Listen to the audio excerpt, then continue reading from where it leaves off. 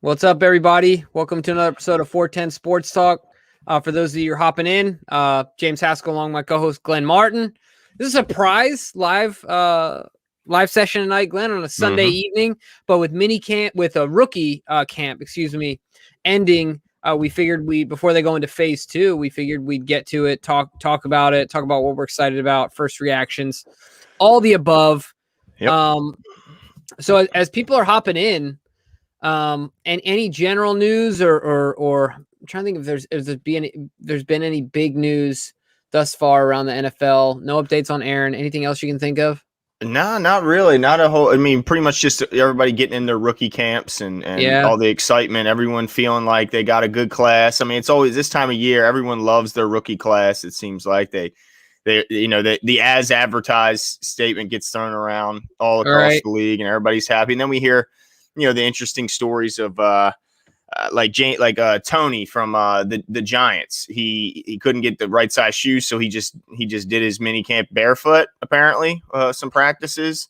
So yeah, I mean, just those typical stories. But I mean, I was just excited to see that there's some football going back on. I know that it's only the young guys, only like 25 guys out there, but just the fact that they're back out there together. We know the OTAs being canceled is going to limit them some. So, yeah, I'm excited that they're back out. I just want to give a, hey, what's up? Tanja Bowman's in the comments. Lindsay Taylor, what's going on? Adolfo's in here. Fabian's in here. Marcel Allen. Adam James Ring, as usual. He's always in here with us. And Nana's in here, as well as Aaron Butler and Brendan G. So what's going on, everybody?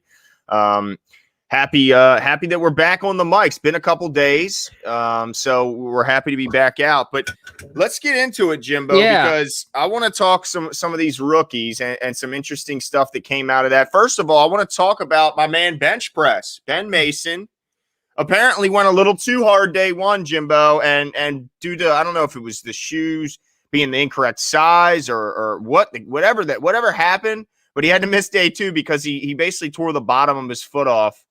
So I guess it was like one big blister. Yeah. And just removed the skin off of his feet. So maybe not. We liked that he's going hard, but maybe he went a little too hard on day 1, forced him out of day 2. Yeah, pretty crazy to hear. He's definitely a high motor guy, right? I mean, he's revving it up. Pretty intense stuff. Devin, no problem. We'll give you a shout out. Devin McShane, shout out. Appreciate your support of the show. Absolutely love it. And look at John in there, dude. I love that you guys have picked up on the Lamar thing. Love talking Ravens talk. Man, I love it. I can't wait. That's awesome. But yeah, I mean, that surprising and not surprising from this guy, right? Like surprising because how do you do that? Right. Also surprising because why don't you stop before it gets worse? But also not surprising because I feel like this guy's whole career has been based off of effort. And toughness, yeah. Right. You know what I mean? Yep. And I love one of my favorite quotes. I'm probably going to butcher it, but from Ray Lewis is, he would always say the effort is between you and you and no one else, right? Like nobody can judge or dampen your effort. It's all up to you. And Bench Mason is apparently all about effort, man. Oh, yeah. Yeah, he's going to, I think, quickly become a favorite around town. Yeah, pretty awesome. But I want to go from him, who was our last first pick, really quick, to go to, we got some clips of on-field stuff to go to Rashad Bateman. But when you watch the interviews, I feel like we got more from the interviews first of all, some of these guys need to work on just answering questions. They're rookies. I get it. Like, you know what I mean? It's funny because I feel like Ben Cleveland was the best at answering questions accurately, right? Not that he was the most articulate or anything like that. But Rashad Bateman, to me, has a real Kawhi Leonard feel to him, to me, like super serious. Like Ryan Mink asked him about how he feels about the importance of picking up the playbook and this, that, and the other. And he kind of chuckled and he was like, well, it doesn't matter where you get drafted. That's everyone's job. And when I got on the field, I'm going to do my job. And I'm just like, all right. Okay. Yeah, he's a serious guy. He's all about business. Not a whole lot of joking out there, but that's cool. I mean, he's doing what every rookie should do. Marshall Yonda always said, if you're a rookie, put your head down, open your ears, and get to work. But don't do a lot of talking, joking around stuff. You're here to work now. This is your job. And so, I mean, I'm sure there's times where they're cutting it up and all that. But yeah, right now it's time to get to work because you got to get up to speed on that playbook. If you're like Adafe said in his presser, you got to learn the playbook before you can play fast. And that's what they want from Mm-hmm. you. They want you to be able to play fast. So, yeah, get on. But as far as what we heard about Bateman is that, of course, Harbaugh hit you with the cliche. He is as advertised. He's what they expected coming into camp. And, he said that sometimes the tape doesn't always match what you see when you get him in rookie camp. But this time it did. And I'm sure he would say that about everyone at this point. But it was still cool to hear. And then also hearing from some of the insiders who actually get to, watch a little bit of practice, said that they're still not buying the just over 6 feet. They say he still looks bigger, and still, I don't know if it's just how he plays or what it is, but he just appears bigger and has a bigger frame. So hopefully he can continue to add some muscle to that frame of his. If he's got, if they're saying he looks like he's got, some more muscle to be put on there, then that would be encouraging to hear, because more so than the height, it was the weight that was concerning to me. I want to see him get that weight up a little bit. Yeah, I mentioned this to you off air. Now, this is fringe conspiracy stuff, but some people believe that they, of course, because of COVID, he might have lost some weight, but people believe he actually was bringing that weight down to improve his 40 time. And so now that he's gone through that, relatively meaningless hurdle, but at the end of the day, we put more weight in it than we should. Yeah. Now that that's gone, he can just focus on football. He should go up. I think our guy, didn't he say he expects him to play around 200 pounds? I think he mentioned that. I can't remember, didn't he? Yep. So, I feel good about that as well. But I want to talk about, I'm ridiculously obsessed with Ben Cleveland. He is like Gimli and a WWE wrestler had a child. Yeah, Braun Strowman would be the wrestler. But he's got some Gimli in there, right? Especially with the beard. First of all, I just want to say it was really funny. All the videos, and I don't know if you caught this, but all the videos of the guys walking out to the field, they're all graceful, they're jogging and stuff like that. Ben comes out and the earth is shaking. Boom, boom, boom, boom. I'm like, oh my gosh, this is a man among boys. Mm-hmm. One of the things that was interesting, I was telling in those pictures to me, and I showed my dad today, and we were talking about the same thing. Ben is getting fitted for his gear, right? Very few linemen, especially guards, does their belly not stick out further than their chest. And this dude, it's flush. Yep. He just looks monstrous. I think this is something you're going to talk about, but they're obsessed with his diet at this point, right? Oh, yeah. The food stories seem to just continue every day, and it didn't change when he gave his last press conference. And he told a story about when he used to be on his way home in high school, he would pick up 2 to 3 Little Caesars pizzas and eat two whole large pizzas before bed. And I think that, all of us at one point or another went through the phase of eating very unhealthy, and a lot of it.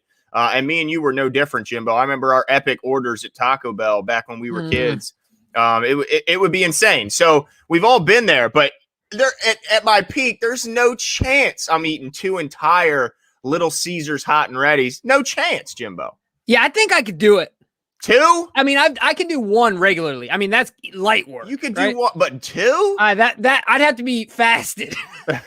But not just on a casual Tuesday night, like unprepared. You know what I'm saying?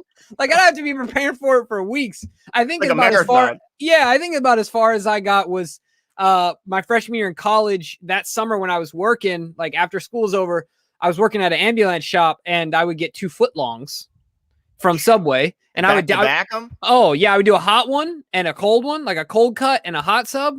That's and just mow through them, man. But jeez Louise. So I was young, right? Like it's a different life. But certainly I'm really excited to see what this kid can do. In the short video that I saw, if I'm not mistaken, I already saw him playing at left guard. And in the stance with his with the hand down, that would be referencing playing left guard. Mm-hmm. So it's going to be interesting to see what happens. But I do have a question for you about this. Seems like a lot of people are plugging him in there.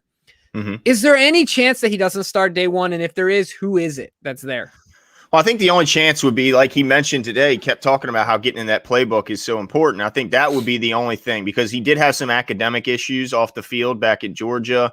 And it seemed like Brooks, when we had him on, which, by the way, if you have not checked out the episode with Brooks Austin talking about Ben Cleveland from the Daily Dogs Daily, go check it out. This guy's got, so good. First of all, he got his name from Brooks Robinson, so that's pretty cool.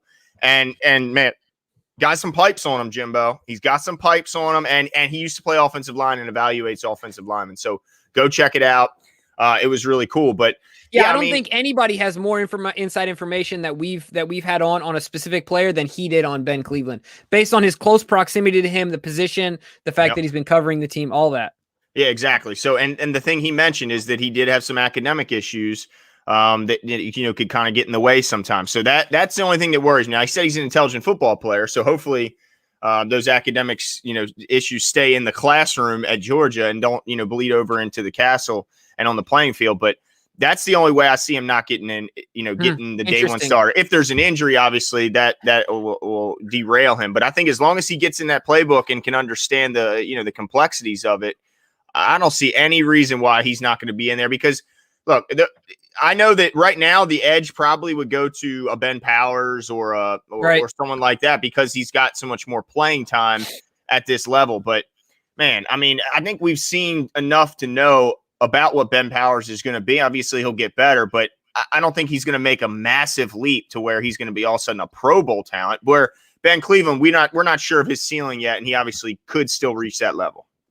Yeah, that's really interesting. Hopefully the issues in class, the academic issues were more about interest than actual intelligence, right? We'll hope it's that. Yeah. And most likely that is usually the case for guys that excel in certain situations and not in the classroom. But I'm interested you say that. You're much more confident than at least me. I mean, I'm really confident he's going to play the role, but you just never know at the end of the day till you get the bullets are live, right? Yeah. And I would be interested to see, because Ben Powers' career, at least with the Ravens, I think is hanging by a thread, right? I guess he could be a depth guy for the next 10 years.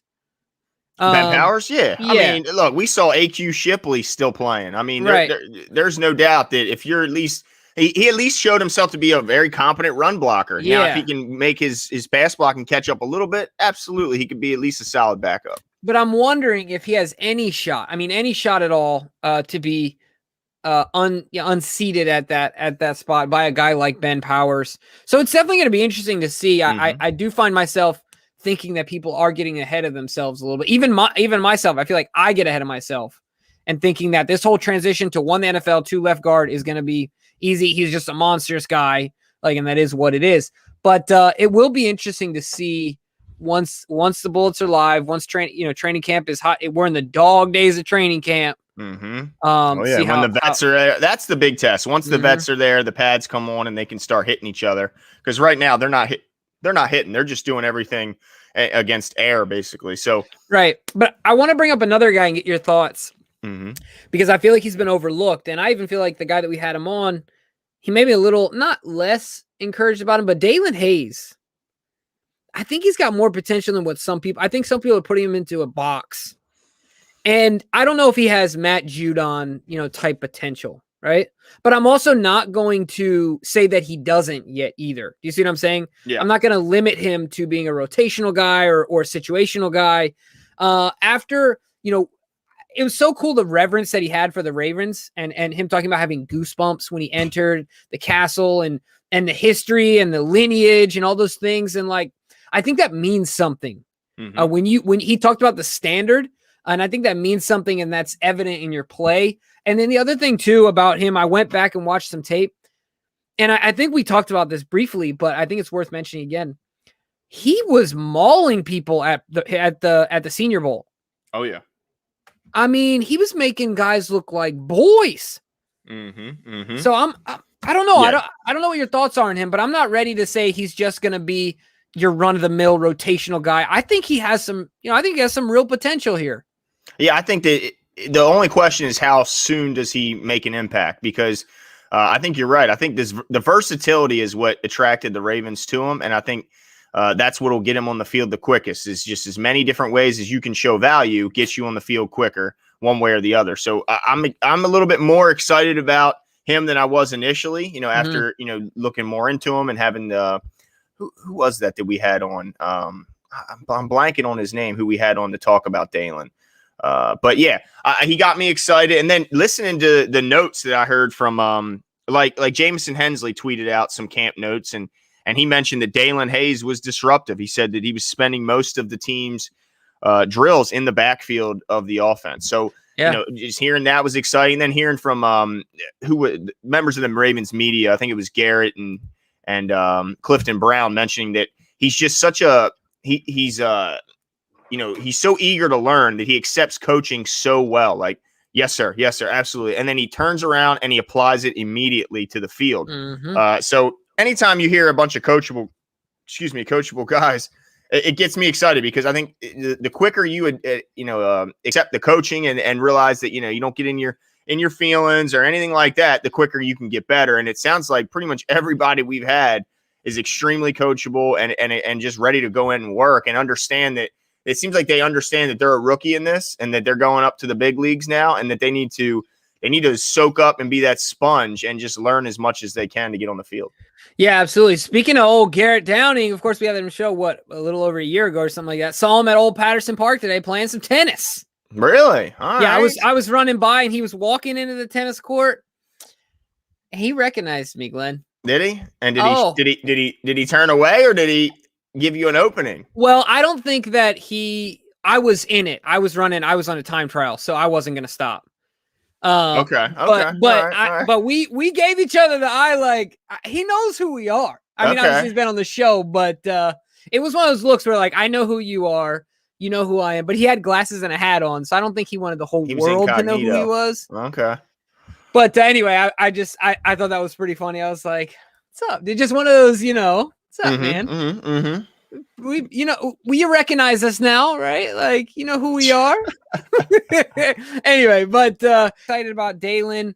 Let's talk about Udafe. All these guys' pressers were funny, man, and like I said, I think that some of them are still in draft mode. Yeah, where they have their answers practiced, and they're still using a lot of that just to answer reporters. And it makes perfect sense. I get it, but sometimes there's not too much behind the actual answer to the question. If they're too honest, they get criticized, it seems like. And across every sport, if the more, it's like we want athletes to be honest and to be open and not give the PC and those scripted answers. But as soon as they give anything outside of that, we bash them. So you remember the Charles Barkley thing where he was like, I'm not an example. Like, don't tell your children not to follow what I do. Yeah. Like, I'm not an example. I just play basketball. I'm not here to raise your kids, is what he said. Yeah, there you go. This isn't my job is not to raise your kids. But I think I like to hear a little bit more, and I think we will as they get more comfortable. Yeah, obviously, they're still new to the job. And I think no matter what your job is, there's that honeymoon phase where you're on your best behavior. You're really not letting your personality shine too much because you're still feeling out the situation, feeling out what you can get away with, what you can't get away with, certain things. But what I find interesting is that they keep trying to give him or to get Udafe to really to let everyone know who he looked up to, who he tried to model his game after in the NFL. And he will not say it. He said, I got a couple guys, but I'm not giving them any love. I'm not giving them any credit. They're my opponents now. So I'm not giving them any love. And I just think that is hilarious. That day one, the moment he's drafted, they're no longer guys he looks up to. They're his peers and his opponents, and he's not going to give them any bit of love and let them know that he's been watching them and trying to model his game. I think that's hilarious. Yeah, no, I do too. That's pretty awesome. And he's a competitor. Like, what else can you say, right? It was funny also because he talked about, somebody asked him about his relative inexperience in football, in that he's only been playing for 5 years. And he turned it over on his head. He's like, look, I've only been playing 5 years. Look where it's gotten me. Mm-hmm. Like, he's got an edge to him. Yeah. He's still, to me, and it's funny, some of our commenters have really dug in on me, and that's fine. He's still got a lot to prove for me. I think that some people are ready to deem him as the next great Ravens pass rusher. I'm not there yet. Well, how could you be? It's day 2 of rookie camp. Right. You've seen it, right? There's a lot of folks that are ready to just go all in and turn it. The same with Ben Cleveland. He's a 3rd rounder. Yeah. And I guess we're I'm getting doing caught the him in opposite. that. Yeah. Right. Maybe I'm doing the opposite with Ben. I'm like, look, I think this guy's going to play for 10 years and make 4 Pro Bowls. Mm-hmm. Like, shoot, how lucky would we be? Right. Oh yeah. But the other one I want to talk about, Tylan Wallace, because one thing I have to say that's really interesting, is that Tylan Wallace. Well, we'll and decide Rashad, if it's interesting. Go ahead. That's true. Interesting to me. You let me know if it's interesting. But they are completely different as far as their personality and their interviewing or their styles and answering questions between Rashad Bateman and Tylan Wallace. They couldn't be any different. Where I feel like Tylan, of all the interviews from rookie camp, he was the most informative. Yeah. Like he polished, he gave a lot of good answers. He even mentioned that, like, I forgot what the question was, but it could be compromising with the way he answered it. He's like, yeah, he talked about playing on just one side at OK State. Mm-hmm. And he talked about the need to do so with the Ravens. And he could have easily said, oh no, I'm completely fine with that. I'm confident I can do that. It's like, no, that can be difficult, right? Like switching from right side of the offensive line to the left side, the slot, wherever. Like, that's something I'm working on and something I'm cognizant of. But I thought that was really telling. I think this kid's going to be, maybe I'm just drinking the purple Kool-Aid off of our last interview, but I think this kid's going to be real, man. Well, I think if I think the encouraging part is that when I hear about Keith Williams and T. Martin being reportedly very detail oriented while working with all those wide receivers, including Tylan, and just the fact that I know they're going to be getting such intense one-on-one practice, at least for this moment. And then, hopefully they continue this when they get to go home and go off on their own. But I think they're going to be able to make great strides. I mean, they talked about how the coaching level is just different. I mean, everything is just different in the NFL. As good as they love their coaches in college, and Bateman and Wallace both touching on this, they love their coaches, but it's just different. And it's same with the facility, same with the weight room. And you're talking about, especially from Bateman, you're talking about, and even Ben Cleveland, you're talking about these are big guys to go to big time programs. And Ben Cleveland mentioned how it's just another step. When you come up to this level, that weight room is, they were all struck basically. So I think the coaching and the diet plans, everything that wraps into it, I think is got a chance to get these rookies on the field quicker. And Tylan Wallace could be one guy that really benefits. My only question is, how do you think there's any way possible? Like, we understand Bateman is expected to leapfrog a bunch of guys ahead of him because he's the number one pick, and he's expected to eventually develop into hopefully the number one receiver. But Tylan Wallace wasn't that. He was a 5th-round pick. Do you have confidence that he can, or are you hoping even, because we like Duvernay, we like Prochet. There's guys are you expecting Wallace to leapfrog them or just kind of be in the mix with them throughout the season? Yeah, I really don't know how that's going to go. Like, if you're talking about like snap percentage and things like that and targets and stuff, because I feel like Tylan and correct me if I'm wrong here, but I feel like Tylan and Duvernay, the use case in which we would deploy them is very different. Right. So it's hard to say he was going to leapfrog Duvernay, because I think they can be on the field and what they do doesn't overlap. Right. So there's no real redundancy there, but I think that I guess this is about as specific I can get right now. I think that people are going to be really surprised by Tylan Wallace. I think he's going to be surprisingly productive early on. I mean, he completely depends on his technical skills. And I think that's the fastest and easiest thing to translate to the NFL. Eric DaCosta talked about how the analytics staff put together a report of the top 10 outside receivers in college last year. Rashad Bateman and Tylan Wallace were both on that list. And I think that has everything to do with Tylan and even Rashad, but we're talking about Tylan right now. The ability to be technically sound, and so I think he's definitely going to surprise the people. I don't know if I'm ready to say, like, for me, 1, 2, 3, whatever order you want to put is Marquise, Sammy, and Rashad. I don't know if anyone cracks that. Yeah, you know what I'm saying. But who do you think, if Sammy were to go down, is now the new third, or the new guy that takes in that top 3? Well, between like a Tylan and a Duvernay, something like that. And or Boykin? James, yeah. Whew. Man, Yeah. I guess if I had to plant my flag somewhere, I guess it would be Duvernay, man. All he's done is make plays in the NFL already. Yeah. But it's just hard because I think right now Tylan Wallace is probably already a better route runner. It's hard to say. It is hard to say. And it also, although Tylan was fantastic on the outside, I mean, he was graded as, I think, the highest graded outside receiver since 2018 in college. A lot of people are still saying he might be better suited in the slot. So I think it's really just, and I'm sure the Ravens are trying all these guys everywhere. So it is going to be interesting if he does eat away at some of Duvernay's snaps, even though we didn't necessarily expect him to initially be a big slot guy. But another thing is, we also didn't expect. Well, when Duvernay and Prochet came in, I don't think either one could have thought that their immediate impact is punt and kick returners, because right. Same goes with Rashad Bateman and Tylan Wallace. They're both catching punts and kickoffs in this rookie minicamp.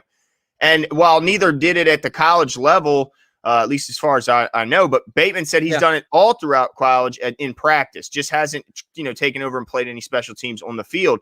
But is there any chance that either one of those guys take over as the punter kick returner? I mean, look, there's a lot of big name receivers that have gone on to have storied careers that played punt returner in their rookie year. Steve Smith took back his first catch ever or kickoff ever for a touchdown. I remember Des Bryant when he first came in the league. Remember him as the punt returner, how big he was as a punt returner. I mean, a lot of guys, when they start off, they'll play special teams because that's what gets them on the field. Any chance that Bateman and Wallace supplant Duvernay or Prochet at punter kick returner? It would have to be Tylan. I don't think they do that with Rashad Bateman. I just don't. Yeah, it would have to be Tylan. But at the same time, they're not, to me, they're not the only way they would do it. I don't think they're going to outperform Duvernay is good, man. He's really he's just good. So I don't think that they're going to be better than him. I think he's pretty solidified there, in that role. Yeah. But I think that they could say, all right, well, let's lean on some of these younger guys and expand your role in the offense, not so much special teams. And then Tylan can step in. But I don't think that either of those guys are going to outperform Devin Duvernay at this point. He's got a whole year of runway ahead of him. Yeah. Right. He already performed really well. To me, he has nice vision running with the football. And he's not afraid of contact. Fearless. Yep. Yeah, absolutely. So it's going to be interesting for sure. But I don't think that either of them outperform him in training camp. I like Tim Ott in here. Come on, peeps, show some love for Jimbo and Glenn and Jimbo's barber. Shout out to Jimbo's barber, keeping him looking clean on the camera here. Can I say something funny about my barber real quick? Yeah, let's hear it. My barber's name is Joe. Okay. And Joe used to be a show clown. No way. Before he was a barber. Like a Ringling Brothers juggling. Yeah, in a circus, not like a kid's party, but like a legit clown. I wonder if he still got the juggling skills. Oh, man. Yeah. He left because he was like, dude, I couldn't live in the commune anymore. I bet it got wild there. He was like, I couldn't do it. Not doing it. I bet he's got some story. You need to probe him for stories. Oh, I got some good ones, but they're just not air appropriate. They're not on air appropriate. They're like fire pit, sitting around telling them stories. I got some good ones for sure. But shout out, Tim. Thanks, man. And I'll make sure that I give Joe a shout out as well. Yeah. But yeah, he does good. I have to say, does a good job. Speaking of announcements, though, Glenn, should we tell the folks it's official? Let's do it. Let's put it out there. Dude, let's hear it, Glenn. What's happening? 410 Sports Talk. We had to be there for the home opener. Okay. We had to be in the building. And then when we saw that it was the daggone Chiefs coming to town, we jumped on it. And we had to buy some decent seats. We had to make sure they could hear us screaming. That's right. We're hopeful that you guys will be out there with us because we're going to be in the bank come week 2 to see the showdown between your Ravens and the Kansas City Chiefs. We're going to be there. We're going to be loud. And we got some plans. Now, we haven't ironed out all the details yet, but we got some plans for some pregame activities. Do we not, Jimbo? Yeah, we're gonna have giveaways. We're gonna get real creative with it. So make sure you got, and we'll, like Glenn said, we'll give the details as to where we're gonna be tailgating wise and stuff like that.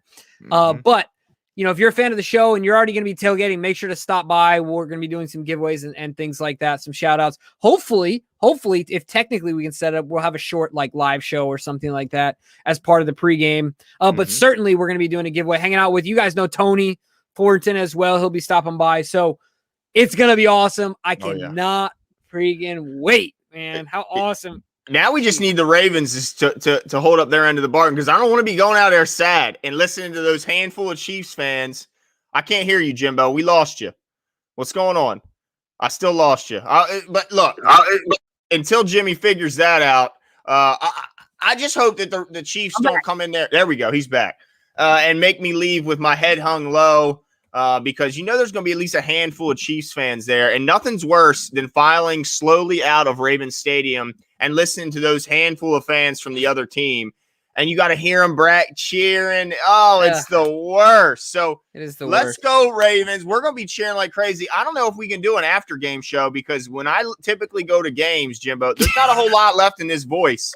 I thought you were going to say something else, but right. I got you. Also, I might have a few adult beverages in me. You might see a new side to me because I like to get it in. And last year, not going to a single game, that's like the first time ever that I didn't go to a single game. And a lot of times I go to, many games. So, I'm excited. I'm hopeful to see a bunch of you guys out there. Yeah, Nana Rave is a season ticket holder. So, Nana, we're going to be pre-gaming it. Come swing by. I want to meet you, Nana. Yeah, we need to take a picture with you, Nana. Like, come on. That's right. Make sure you come on by, all right? We'll give you some details. Yeah, so we're pumped about that. But yeah, here's another thing I wanted to get into. Back to some camp talk. 5 of the 8 rookies have now been signed to their contracts. Okay, yep. So we're happy about that. And actually, I think they're a little ahead of schedule there. Kind of quick, especially with Bateman getting his done so early. But we still need Odafe Owe to get in there. Mm-hmm. Still need Ben Cleveland and Stevens is still remain. So we have 3 of the 8 rookies unsigned. Any concern there that we could have a lingering, like any worry there, or is this just normal? No, I think it's relatively normal. But the one thing I would say, if I'm a rookie, sound business practice, I'm not stepping on anyone's field without a contract sign. That's what's worrisome. Now, I don't know the details, but I think if they get hurt, I hope so. It's not like they're out practicing. Now, if they leave this rookie minicamp and go work out on their own and they still don't have, then maybe something could happen. And I'm not sure the details on that, but are you concerned at all? Nah, I don't think the Ravens ever had that history. I mean, you only worry about that with like subpar franchises, right? Like you're talking about the Chargers and the Texans. Right. Like this is bogus crap. So I'm really not. Not. Are you at all? I'm not worried. No, I'm not worried. I think that the guys very uncharacteristic, right? Like of the Ravens. Yeah, and we don't bring in guys that are going to be looking at this as like I'm going to squeeze every ounce of every penny out of you before I sign on the dotted line. I just don't see that in the guys that the Ravens choose to bring in. They all choose. It seems like they all bring in good guys and guys that aren't about me. And look, I don't think the Ravens are coming to anybody with an unfair or disrespectful contract offer. The agents of all these players understand the drill, and usually it comes down to some guarantee money and little stuff like that in the contract, but pretty much the money is slotted, so there's not a whole lot of negotiation. So much wiggle room, right? So I don't understand why it really even takes much long at all, but Ben's feet doesn't have skin already. Well, yeah, it's true. That's true. Well, I'm glad that Ben is signed because, good thing for him, but no, I don't know how. I don't really understand what all goes into these negotiations when it's all slotted. I don't get it either. Anyway, but yeah, who knows? But maybe we need to have Evan the agent back on to talk about this kind of thing. Yeah, you know what? That's a great point. He's probably super busy right now. I saw him tweeting out. He just signed another undrafted guy. I mean, this guy's undrafted list is a thing of legend. Nobody has more undrafted guys than Evan. Man, I'm gonna have to ping him. That's all. And I tell you, he's making dollars off them Cougars and them Utes, man. Oh yeah, no doubt. Jeez, we're double dipping. Not only did he get his education there, he's getting money off them guys. Oh, man. Yeah. That's awesome. So, yeah, we should probably do that, certainly. Yeah, man, one of the things I wanted to kind of go back and address, let's see if I can still find it. Somebody talked about us potentially putting a little too much faith in this rookie class. Give me a second here. Oh, Click One said, do y'all think we're putting a little too much faith in our rookies? Expectations a little high for him. Normally, I would say, okay, you have a good point. Mm-hmm. But I feel like Eric DaCosta's done a really good job of finding immediate impact players. I mean, look at just the past 2 rookie. You can go further back than that. Like, look at Lamar's class. So if I'm not mistaken, in Lamar's class, I mean, Hayden Hurst obviously was a day one performer. Like his impact wasn't incredible, but he was on the field. Mark Andrews, obviously day one, right? Orlando Brown, right? They were in the same draft, if I'm not mistaken. Day one for the most part. So like And then you go back to Hollywood. He broke the rookie record for most touchdowns for a Baltimore Raven. We've had a lot. So I guess what I'm trying to say is that I think our expectations are where they are based on the recent track record. Yeah, I mean, just look at, like you mentioned last year, Patrick Queen, J.K. Dobbins. I mean, there you go. Why did I? Yeah, I totally omitted them. Right. Good point. I mean, Metabike, Devin Duvernay. How about those two? How about Tyree Phillips in the third round? How big of a amount of playing time did he get? Broderick Washington really came on down the stretch, and James Prochet, the day one punt returner, obviously made his presence felt. And then the year before that, I mean, pretty much all these guys, Marquise Brown, I mean, Justice Hill, Boykin, who, but been a disappointment, but a lot of snaps. Ben Powers obviously turned into a guy that was needed and was relied upon. So I think it's a combination of Eric DaCosta and then the coaching staff and then the guys themselves. I mean, most of the credit goes to the guys, the players themselves, but obviously, you got to find the talent. If you're the coach, if you're the front office, you're the scouting, but the coaches have to develop, nurture, and get these guys ready to play week one. And I think they've done a heck of a job. I mean, 2018, Hayden Hurst, immediate impact. Lamar Jackson, what more needs to be said? Big O, Mark Andrews, Anthony Averett has turned into a valuable player. Deshaun Elliott was the 6th-round pick that year. And by the way, Bozeman was a 6th-round pick that year, the same year. Was he a 6th or 7th? Was he a 6th? He was a 6th. He was a 6th-round pick. So, I mean, every year you just go down the list. The year before that, Marlon and Tyus Bowser were our first two. How are those guys doing? I mean, Chuck Clark was a 6th-rounder that year. So every year they find guys that can, make plays on the field. So I think that, it's normal to rely on them when you get a quality play out of your rookies. It's becoming commonplace around here. And look, at the end of the day, if we want to stay successful as a franchise and pay Lamar Jackson, this has to be commonplace. Yep. Because otherwise it's not going to work. We end up with no 1st-round picks until, I'm almost in my 40s, like the Rams. Literally, I mean, I will be. Don't remind me that I'm pushed. That's where I'm headed next, Jimbo. But I'm heading to 40 next. I mean, you know what I'm saying. Look, age is just a number. I guess so. Look, age is just a number, bro. Don't worry. Wait a second. Can I just want to, all you Ravens fans out there, I just want to change subjects for 60 seconds. I want to get a 60-second hot take, Glenn. Nothing to do with football. Are you tired of load management in the NBA yet? I'm done with it. I hate it. Well, I'm sick of it. I was reminded today yesterday about the Hall of Fame speeches were going on. And of course they were talking a lot about Kobe Bryant, and his wife talked about Kobe Bryant. And he said that she would encourage him when he was in a lot of pain to take a night off, Kobe, take a day off. And he said, no. How about that person who saved up all their money to watch this one game, who could only come to one game to see their favorite player, Kobe Bryant, play?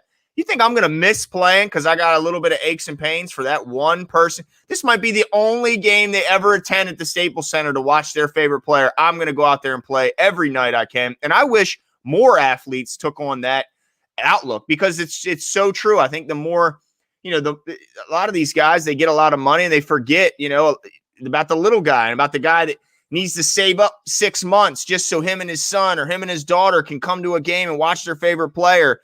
And just to see, one of these guys sitting on the bench. Now, I do think there's still guys out there that have that mentality, but I think there's far too many. I agree with you, Jimbo, that worry about, we need to think about the fans first and foremost. And I get mad at LeBron too.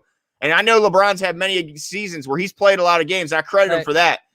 But look, the fact that he never did a dunk contest, Jimbo, pisses me off, because he can say he does it for the fans all he wants. Well, what's more for the fans than participating in the 3-point shooting contest and the dunk contest when you really don't get a ton for it if you win it? But who cares? I wanted to see LeBron in his prime doing a dunk competition, but he never did it. Why? Why else other than he just didn't care enough about the daggone fans? So while I respect LeBron, he doesn't really do a lot of load management. He plays in a lot of games, and I credit him for that. But I'm still pissed that we never got to see prime LeBron in a dunk competition. Yeah, and the only thing I'll say about this, and we'll go back to the Ravens, but it sickens me when I see guys post up on the sideline, drinking their tea, hanging out, cheering and jumping up and down, and they want us to care about their product, and they don't care about their product. Care about your product first, and then I'll care about your product. That's right. Our patronage pays your way, man. Don't tell me to care when you don't care. That's right. No, I'm with you. And I think, like Tim Ott says in there, it's like going to see your favorite band and one of the members sits out. Imagine the drummer sits out when you go to see, like, what? Because you got a little soreness in your shoulder? Get out there and slap them drums. What's the matter with you? Yeah, man. So anyway, sorry, Glenn, but it's just I'm maybe I'm getting old. I don't know, No, it's but okay. like, look, I got to see Michael Jordan play once in my life when he was on the Wizards. He was 38. You'll never forget it, will you? Never dropped 51 points. There you go. I mean, had all the Wizards points in the first quarter, and they were winning, bro. Yeah. But shout out to the play-in tournament. I know it's a little weird. It's a little bit different, but it created a lot of buzz and a lot of excitement. But yeah, sorry. Anyway. No, that's okay. That's okay. I didn't want to spend too much time there. But by the way, I think I saw Daniel Kunimoto said we should have an agent on. We did. We had Evan the agent on twice now, but we got to get him back on. It's been a while because he brings a lot of insight. I mean, this guy has more undrafted rookies signed than anyone in the league. So yeah, he's as good as he gets. I'll ping him and see if he feels comfortable coming on our live Tuesday night. Yeah, that would be awesome. Yeah, so you guys get ready for sure. We'll either do a video on the side or we'll have him hop on to the live, one of the two. But I'll see if he wants to come on live. That's a great idea. We'll do that. Hopefully he's got some time. Obviously, like you said, he's probably super busy right now. But if he can give us 10, 15 minutes, I'm sure he wouldn't mind. Yeah, that'd be cool. But as far as excuse me, man, I don't know what's going on with me tonight. I think I ate a little bit too fast my dinner there. But anyway, back to the field, what everybody came here to talk about. Yeah. I liked hearing, I like the fact that we have a bunch of new coaches on the staff too. And not the key ones. Obviously, I'm happy we have our coordinators still here and they're keeping the same systems and all that stuff. But I think an influx of new coaches could bring some new energy to the team. I think obviously having another Ryan back in the room with Rob taking over the linebackers, I think is exciting. And I like that there's new coaches on the offense and on the defensive side of the ball. That way, because look, there's some stretches on this schedule, Jimbo, that it's going to take some innovative and creative coaching strategies. I'm sorry, Jimmy, you got something? No, go ahead. I have a thought. I want you to finish. Well, specifically what I want to talk about is a little bit of the schedule, because there's that there's a 3-week stretch where Cleveland has us, then a bye, then us. And I didn't realize that. I didn't realize it in the moment either, ridiculous. But it's so strange. So they have basically 3 or 4 weeks to prepare only for the Ravens and their system. That's going to be a really, really tough thing for the Ravens to overcome. And we got to play the Steelers between those two, in the middle of those two games. Thanks, schedule gods. Thank you. And look, the Ravens have benefited in recent years from the schedule makers. The fact that they were the least traveling team last year. I guess this is all coming full circle to bite the Ravens, because I don't think you could think of a more tough stretch than the Browns, the Steelers, then the Browns. And then, by the way, the Browns have a bye week when you're playing the Steelers. Yeah, no, I mean, it's going to be so brutal. It's one of those things. So I think that John kind of talked about this because, they asked him about the scheduling, and John kind of talked about being in the moment, not looking at the schedule because it gives him a headache. You start thinking about, what's ahead. And I don't know if you've ever experienced this, Glenn, but if I'm doing a relatively long race or run or whatever, anything that's going to take a long time, you got to break it down into digestible parts, or else you get so overwhelmed that you're just like, I can't do this. Right. And so you almost have to be mind numb. At least that's what works for me. So John it was interesting because John kind of talked about how he doesn't want to look to ahead. He only wants to look at the next day and the next day and the next day and let the days come, right? Because you can't do anything about it. You can't change it. You just have to be singularly focused. I think that's the only way they get through this. And I think, if I'm not mistaken, I had us going 2-1. Did you have us going 1-2 in that stretch? Yes, I had two losses and just the one win. Yep. Yeah. So man, it's going to be really interesting to see. Imagine we go 3-0 through that stretch. Holy crap. But to see how the Ravens respond to that. But I think that's the only way you get through something like that, is you just have to take it literally one practice at a time, one quarter, you know what I mean? And you can't, and I know everyone says that, but you have to be better at that in that stretch, because it's so rare. I've never seen that before, where a team in your division gets you, a bye, and you again. It's insane. I mean, such an advantage for them. And it could be, that could be the swinging point of the division over that stretch. But here's the good side of it. There is no doubt that going into the playoffs this year, The Ravens will be battle tested. They'll have gone through. I mean, I don't think you can have much more of a brutal schedule than what they've already faced. So while they're only going to be playing really good teams in the playoffs, and we understand that, I don't think you're going to find a tougher stretch than what they're going to have to go through, because there's no doubt to me that the Cleveland's going to be making noise in the AFC this year. And I know that the Steelers have some issues on their offensive line, but outside their offensive line, there's not a whole ton of holes on that roster now. I mean, defensively, they're pretty daggone stout. And then, bringing in Najee filled a big, big hole, I think, in the backfield there. And then they add depth at the tight end position and something else, all the other spots. So really it comes down to, if they can figure out that offensive line, they're going to be really tough too. So, man, I just don't know how they're going to get through it. And then when they come off the end of that, Jimbo, they got Green Bay and they got Aaron Rodgers coming in week 15, the very following week. So it just doesn't get any easier. And then while the Bengals game in week 16 seemingly is an easier matchup, no gimme. It's a divisional opponent. It's not going to be simple. And then you got the Rams and Steelers to end the year. And the Rams, by the way, are in what many people consider the best division. It's like it's theirs, and then the North are the two best divisions in football.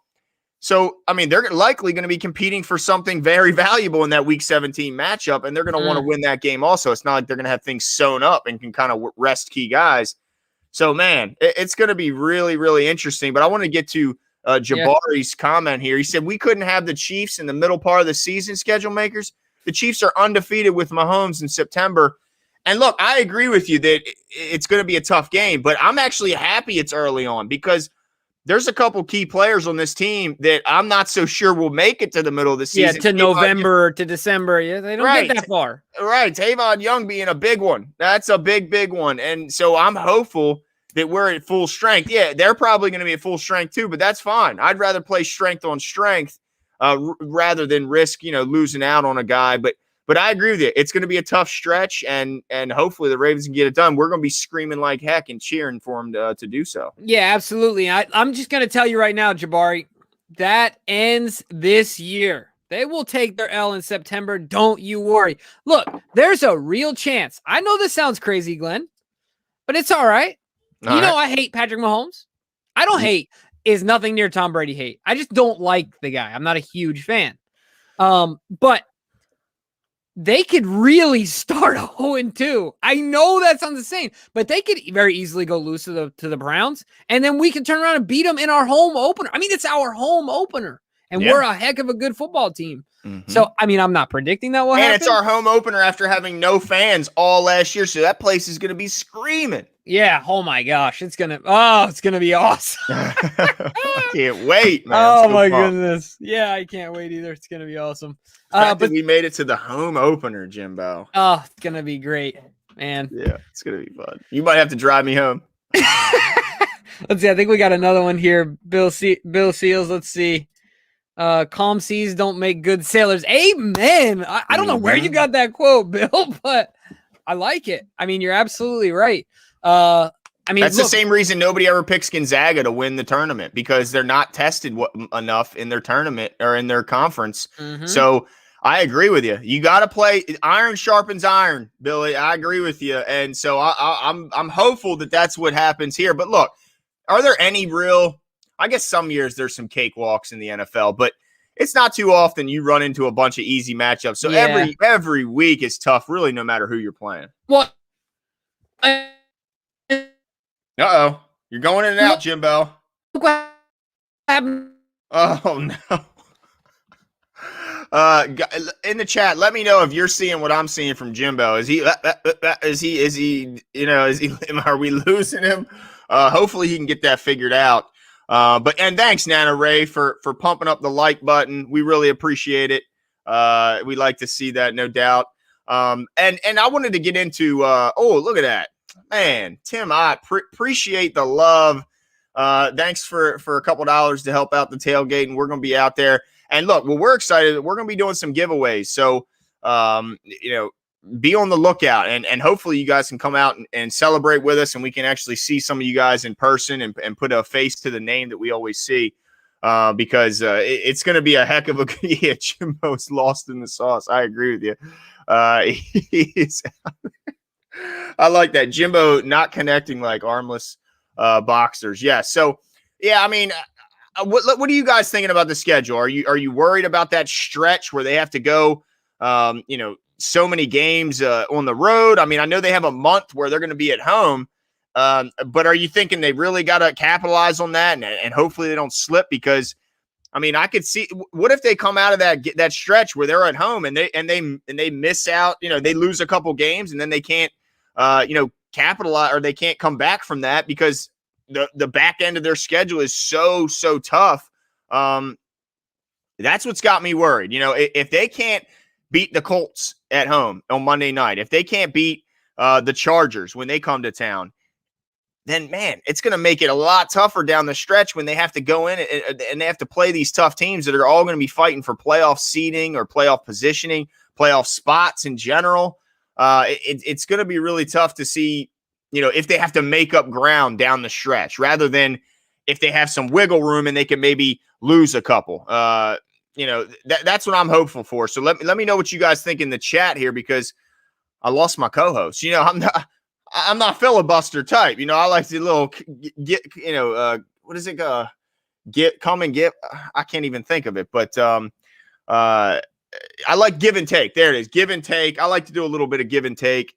McDiamond is confident. He says number 1 seed throughout. Look, and like Jimbo said, there's no doubt that Kansas City could go 0-2 to start the season. I mean, there's no doubt they could lose to the Browns because the Browns damn near beat them in the playoffs last year when Chad Henne had to run for his life and pick up that huge first down. Now, of course, who's going to predict that Pat Mahomes is going to get hurt? But, man, they could go 0-2, and then the Ravens, if they go 2-0 and beat the Raiders week 1, they're in the driver's seat of the AFC, and then they got some winnable games with Detroit and Denver. Obviously, Denver, if they don't have a quarterback, as good as their defense might be, which, by the way, I'm tired of the national media pumping up this defense and calling it maybe, the best secondary ever assembled. Stop it. Stop it. It's a good secondary. It's not the best secondary in football.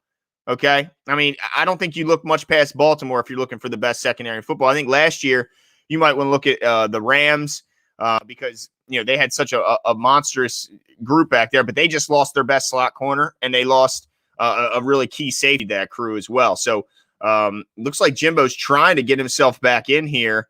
But let's see. Glenn Martin, Chiefs 2-0. That's possible, Brandon. But also, look, I don't think anybody would be shocked to see him lose both those games. I really don't. Let's see here. I hope Jimbo's going to be back soon because I'm losing him here. But let's see. Trying to read some of these chats. Here's what's cool is the fact that the Ravens are first 2 games are both national TV games. That's there's Jimbo. There. What in the world? And look, the green screen is just green right now, Jimbo. I'm not looking too good right now. I don't know what happened, but here's what I was saying, Jimbo. The fact that the fact that the Ravens are on national TV the first 2 weeks, does that not tell you that the NFL thinks the Ravens are going to be really good? And not just really good, I guess, but also really, really entertaining? Yeah, I mean, absolutely. It's either that or people really like the idea of wanting to be wrong about Lamar Jackson. Yeah, that's true. A root against him type, yeah. They love watching him fail more than any other quarterback I've ever seen and I've ever followed, especially for how nice of a guy he is. Yeah, I guess it's the most undeserving amount of hate because you couldn't find a guy who's nicer, more humble. Baker's easy to hate, right? Yeah, actually, he's got a little douchiness in him. Absolutely, yeah, for sure. And that's why Cleveland loves him, right? Like he's got like some dog in him, right? Like yeah. But certainly, I don't know how. I mean, if you hate Lamar Jackson, you need help. Like, it's your problem. Yeah. No, I agree. I think you're a hater if you hate on Lamar Jackson. There's no doubt about it. Right. So it's just lousy. I can't. But yeah, no. More optimistically speaking, though, I agree. I think the schedule makers, the NFL, agree that the Baltimore Ravens are a promising team. We have a ton of potential this year to show out and play really well. I'm looking forward to it. I tell you what's, I was thinking about the whole mask thing, and I'm going to go sidetrack here. The mask thing and how it's being, some of the restrictions are being lifted here. in Maryland. And you know what made me think about that, Jimmy? I was thinking the pluses of a mask. Now, I work around people all day, and I like the one thing that the mask provides me.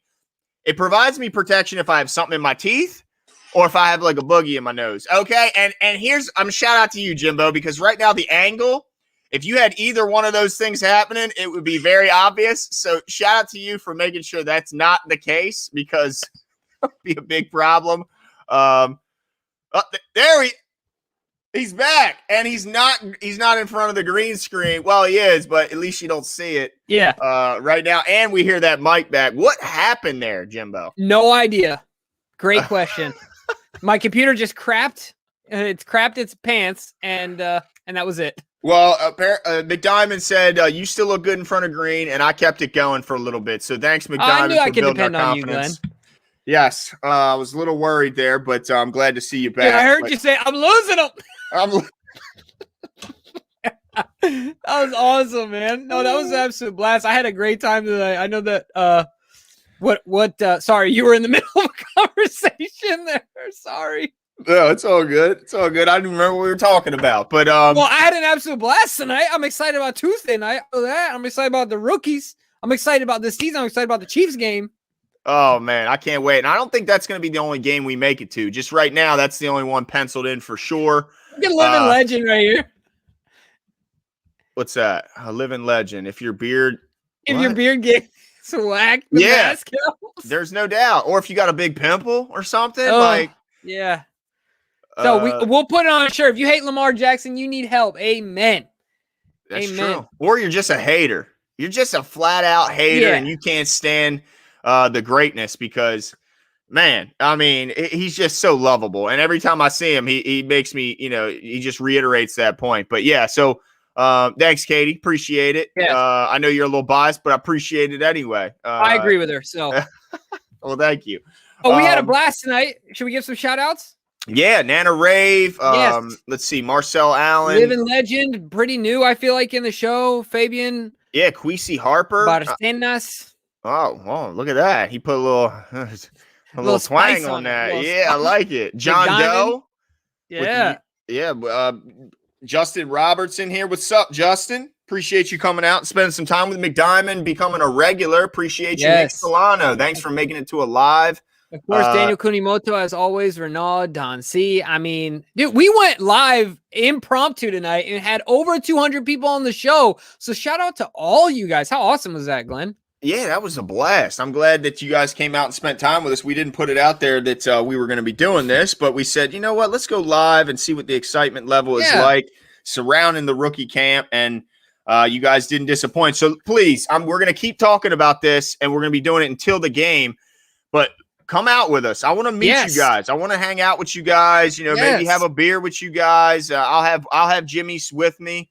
I'll drink his. I'll drink his. You can have all mine. That's the great thing about being around me. I'm not stingy with the beer. You get all the beer you want. And designated driver right here. Driver every time, baby. Every time. And check the driving record. So if he's got to pick my fat ass up when I'm stumbled drunk, I think he could do it. You know what I mean? No, where I draw the line is I'm not going to fight for you. Thank you. Well, hold up. Now, I might fight for you, but I'm talking about in general. As long as I don't talk my way into a fight. Now, if somebody's just picking on me, Jimbo, I need to know I can count on you. But I'm saying, for a regular person, I'm gonna but yeah, if you talk yourself into it, you're gonna have to deal with it yourself. That's right. I was now, will you hold my hair back? Because I know it's short, but if I have one too many, you might have to hold my hair back, part my beard. Part my mustache. Because, I'll do it all. Don't worry. I'm full service designated driver. My man. But all right, that's it for us tonight, guys. We'll be back Tuesday night for sure. If something crazy happens tomorrow, look, we'll be popping another video out. But if not, count on us 7:00 on and Taja Tuesday. Bowman. Taja, sorry, Bowman. Oh yeah, and Wesley Slamp. We almost forgot him. Appreciate you guys. Click one was pretty new in the show, I feel like. My bad, Glenn. I cut you off, but I just wanted to get to that. No, that's cool. I don't know if we said Don C or Matt Williams, but good night, everybody, and we'll talk to y'all soon. See ya.